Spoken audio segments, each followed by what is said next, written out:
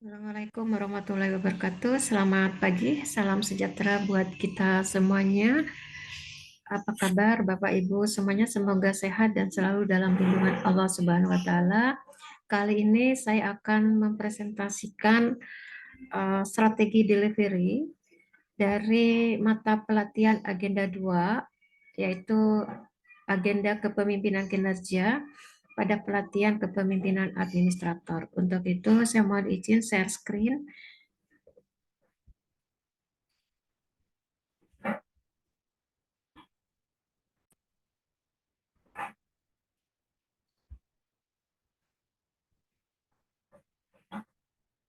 Ya, strategi delivery agenda 2 kepemimpinan kinerja. Namun perkenalkan dulu, nama saya Siti Sunarsi dari BPSDM Provinsi Jawa Timur, Widya Suara Alimadya.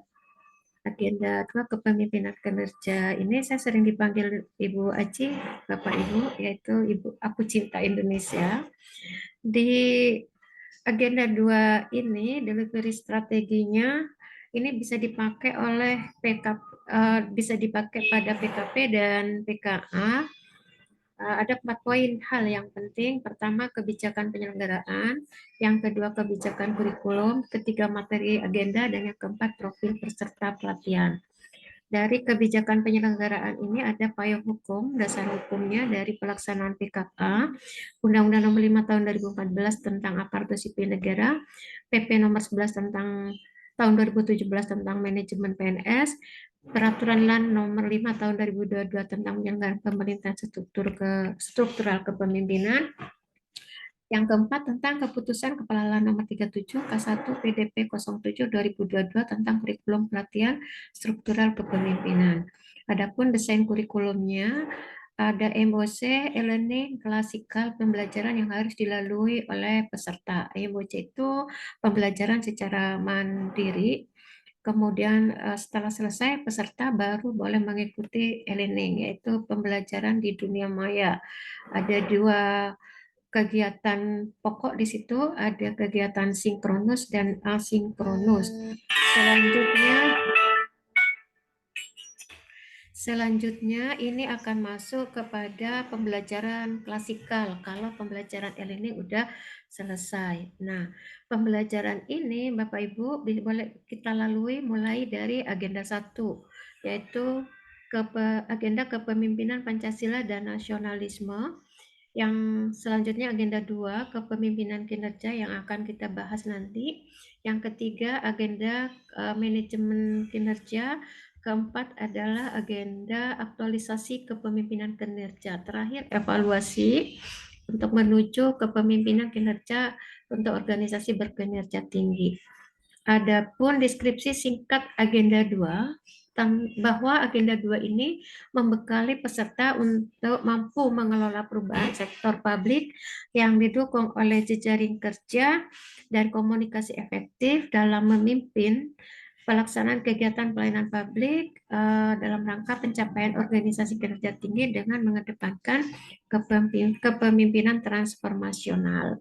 Adapun mata pelatihannya ada 4, manajemen perubahan sektor publik, jejaring kerja, strategi komunikasi organisasi sektor publik, dan kepemimpinan transformasional.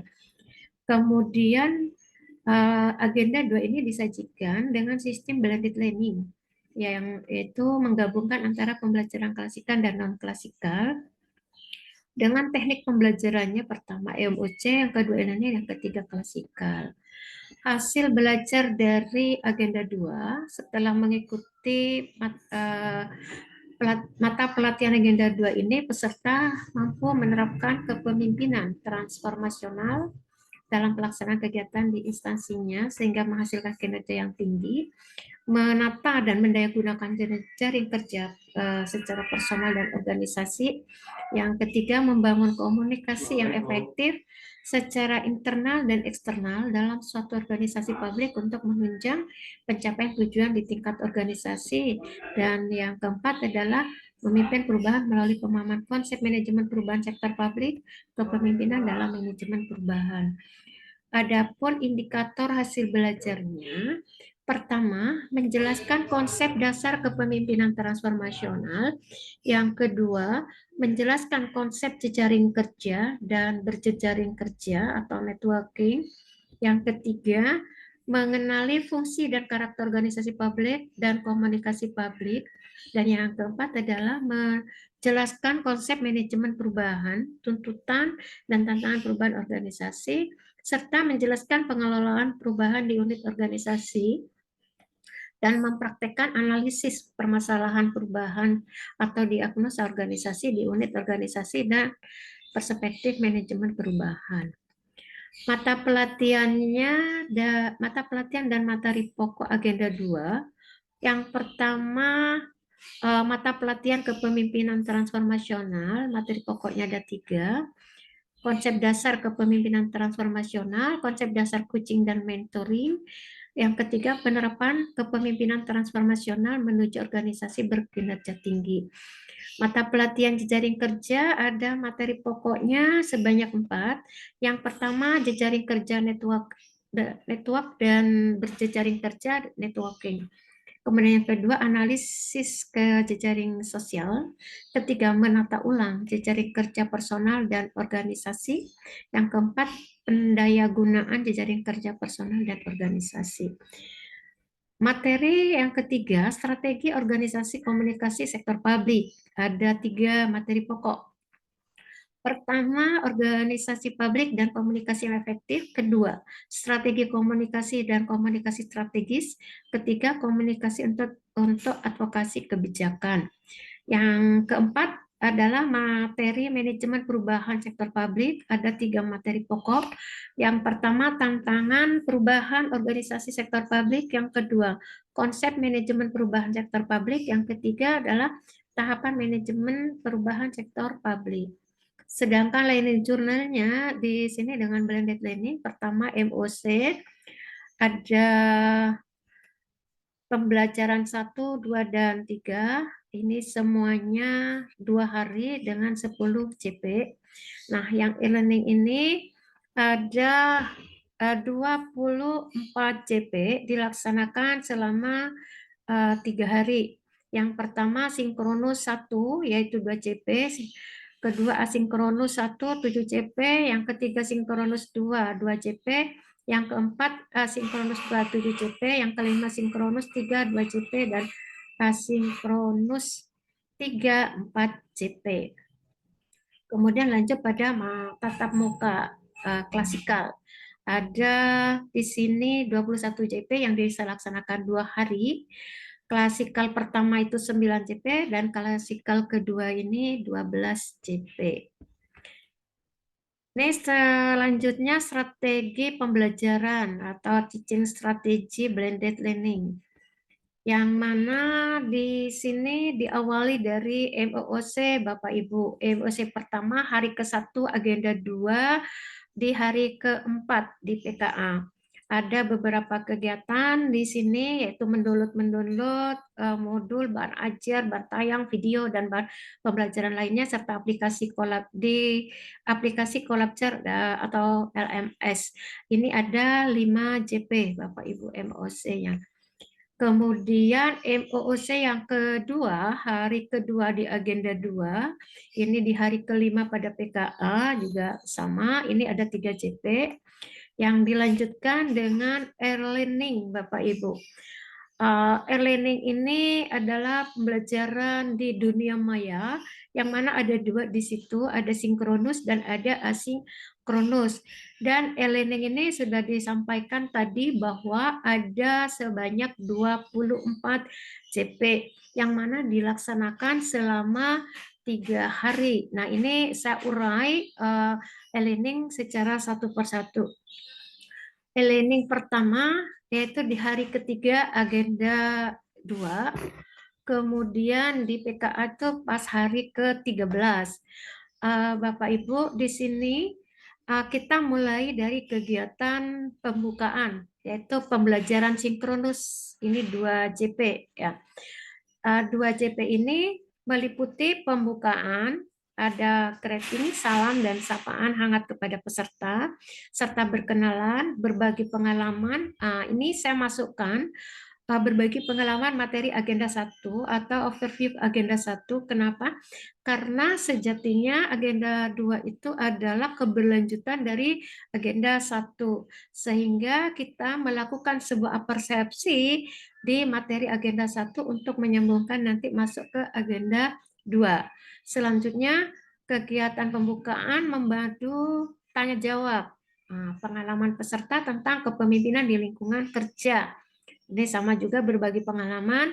Selanjutnya menyampaikan tujuan pembelajaran dan pokok bahasan di agenda 2 ini di materi manajemen perubahan sektor publik. Kemudian menyampaikan triggering atau stimulasi, yaitu memberikan motivasi atau relevan quote ya Bapak Ibu. Ini kita jadwalkan sebanyak 20 menit ya. Alokasi waktunya dari jam 8 sampai jam 8.20. Ini e-learning 1 sinkronus di pembukaan. Selanjutnya di kegiatan penyampaian isi. Ini saya ambil 60 menit. Ini masih sinkronus Bapak Ibu. Yang mana penyampaian isi ini memfasilitasi brainstorming pendapat dan pengalaman peserta mengenai isi modul 1 agenda 2 yang telah dibaca pada tahapan MOC. Kita juga memberikan sebuah rangsangan pada peserta kira-kira sampai sejauh mana MOC yang telah dipahami tentang materi di modul 1. Kemudian memandu diskusi siapa tokoh transformasional leader bagi peserta. Yang ketiga, menyampaikan overview modul 1, poin-poin penting yang dapat diaplikasikan. Kemudian yang keempat, mengarahkan presentasi makalah peserta tentang isu dalam agenda 2 yang dibuat pada saat EOC, 2-3 peserta, tanya jawab, dan pembulatan. Menjelaskan tugas individu dan kelompok yang akan dikerjakan saat asinkronus meliputi. Nih Bapak Ibu ada tugas, kita menjelaskan di situ ada tugas individu dan tugas kelompok.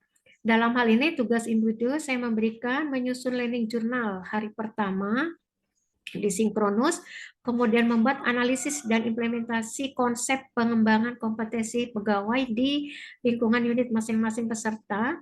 Ini implementasi modul 1. Yang selanjutnya untuk tugas kelompok, membuat peta jejaring kerja dan implementasinya dengan mengutamakan jejaring yang ada di lingkungan kelompok peserta. Ini implementasi modul 2 dan modul 3. Kemudian menyampaikan rangkuman bersama atas apa yang sudah didiskusikan selama sesi sinkronis 1 berlangsung. Alat bantu pastinya ada laptop, Zoom meeting, modul, bahan ajar. Kenapa Zoom meeting? Karena ini adalah sinkronus Bapak Ibu. Selanjutnya e-learning 1 masih kita berada di sini Bapak Ibu, yaitu di kegiatan penutup, menyampaikan capaian belajar dan kaitannya dengan masa depan yang relevan, kemudian menyampaikan feedback dan tugas-tugas yang harus disiapkan untuk pertemuan selanjutnya, kemudian menyemangati dan mengapresiasi keaktifan peserta, dan menyampaikan closing statement dan mengucapkan salam. Ini saya alokasikan 10 menit dari jam 9.20 sampai jam 9.30. Selanjutnya masih di e-learning 1 Bapak Ibu di kegiatan tetap di hari ketiga agenda 2, yaitu di hari ke-13 di PKP. Ini kegiatan asinkronus. Nah, ketika sudah selesai sinkronus selama 2 CP, maka peserta melaksanakan pembelajaran asinkronus, yaitu pembelajaran mandiri dilakukan oleh peserta menyelesaikan tugas individu, yaitu learning journal. Saya kasih waktu 90 menit dari jam 9.30 sampai jam 11 sebanyak 2 CP. Selanjutnya adalah menyelesaikan tugas individu yang kedua, membuat analisis dan implementasi konsep pengembangan kompetensi pegawai di lingkungan unit masing-masing peserta, yaitu implementasi modul 1. Ini saya kasih waktu 90 menit juga, 2 JP mulai dari jam 10.30 sampai jam jam 13.30 sampai jam 15 sesudah isoma Bapak Ibu.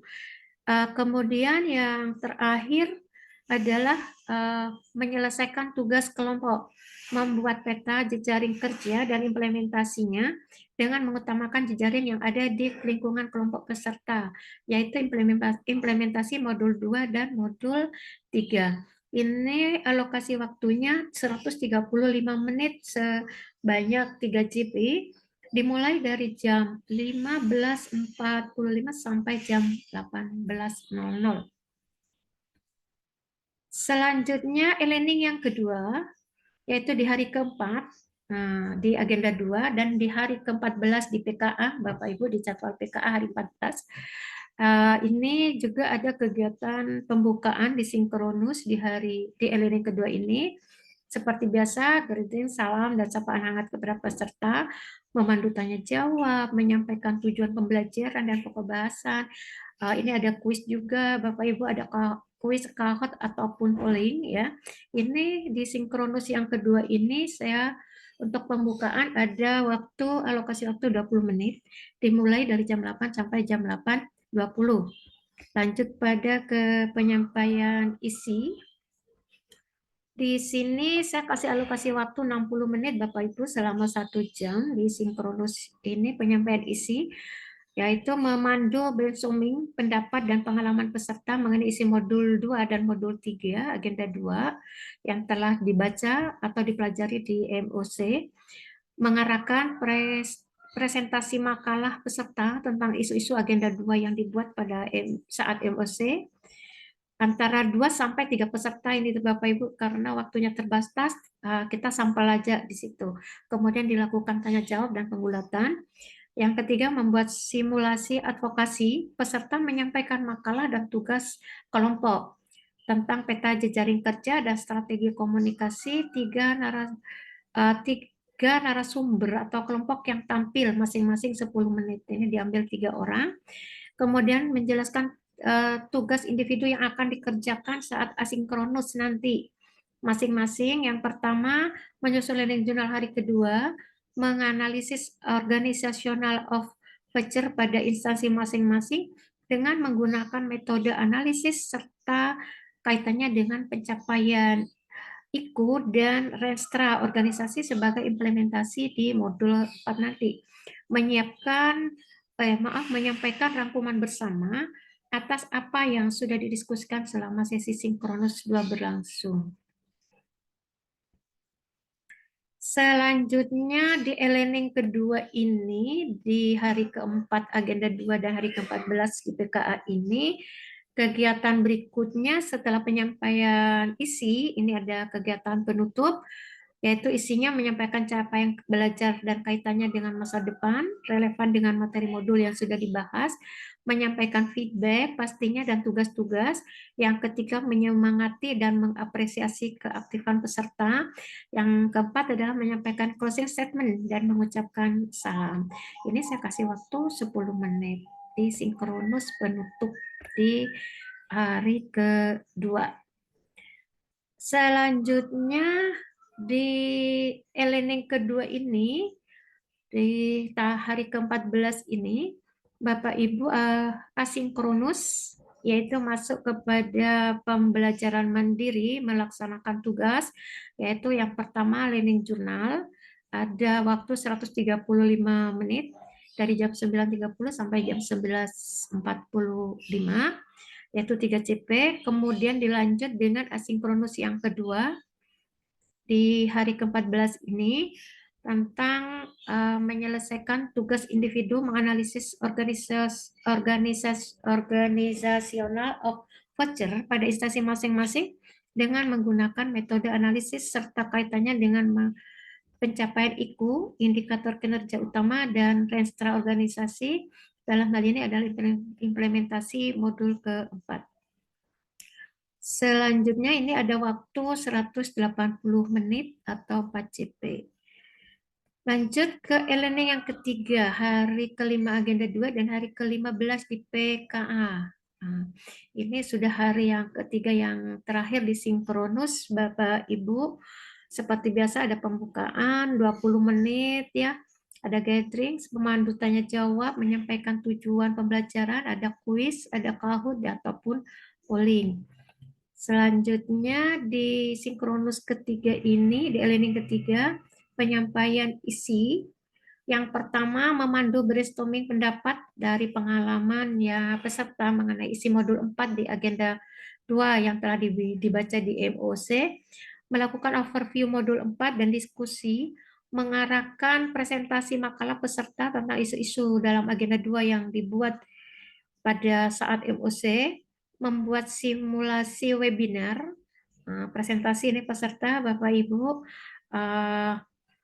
menyampaikan pemaparan makalah, tugas individu, hasil analisisnya, ada moderator, ada penanya dan penulis, dan ada 3 sampai 4 narasumber, masing-masing presentasinya 10 menit. Menyampaikan rangkuman bersama atas apa yang telah didiskusikan selama sesi sinkronus ketiga, menjelaskan tugas individu yang akan dikerjakan saat sinkronus. Yang pertama, penyusun learning journal, ya hari ketiga sinkronus, menganalisis studi kasus smart governance, kasus diberikan oleh pengampu nanti uh, oleh fasilitator, dan yang terakhir adalah menjelaskan kegiatan pada pertemuan klasikal. Ini saya alokasikan 60 menit dari jam 8.20 sampai jam 9.20. Lanjut pada e-learning ketiga, penutup Bapak Ibu, ini sinkronus ketiga yang penutup di akhir ya, di hari ke-15 ini, menyampaikan capaian belajar dan kaitannya dengan masa depan, menyemangati dan mengapresiasi kaitan keaktifan peserta, menyampaikan closing statement dan mengucapkan salam. Untuk closing statement ini saya arahkan agar supaya materi yang telah didapat di agenda 2 ini akan menjadi sebuah bahan keberlanjutan untuk materi berikutnya yang ada di agenda 3, yaitu manajemen kinerja. Nah, di kegiatan penutup ini saya alokasikan waktu 10 menit untuk kegiatan sinkronus penutup. Selanjutnya asinkronus Bapak Ibu di hari ke-15, yaitu tugas-tugas peserta. Pertama adalah learning journal. Ini saya ada dialokasikan waktunya 90 menit dari jam 9.30 sampai jam 11, yaitu 2 CP. Selanjutnya menyelesaikan tugas individu, menganalisis studi kasus smart governance, kasus yang diberikan oleh fasilitator atau pengampu. Dalam hal ini juga 90 menit dari jam 13.00 sampai jam 14.30 sebanyak 2 CP. Nah, sedangkan untuk mengukur kemampuan peserta dari materi agenda 2 ini yang telah diberikan oleh fasilitator, saya beri evaluasi untuk supaya dijawab, dikerjakan oleh peserta sebanyak 10 soal ini. Baik, demikianlah Bapak Ibu presentasi dari strategi delivery agenda 2. Dalam hal ini yang saya ambil di pembelajaran e-learning-nya, yang mana nanti ini juga akan dilanjutkan dengan strategi delivery di pembelajaran klasikal. Baik, demikianlah. Semoga bermanfaat. Saya akhiri. Wabillahi taufiq wal hidayah. Wassalamualaikum warahmatullahi wabarakatuh. Selamat pagi dan salam sejahtera buat kita semuanya. Mohon izin saya stop share.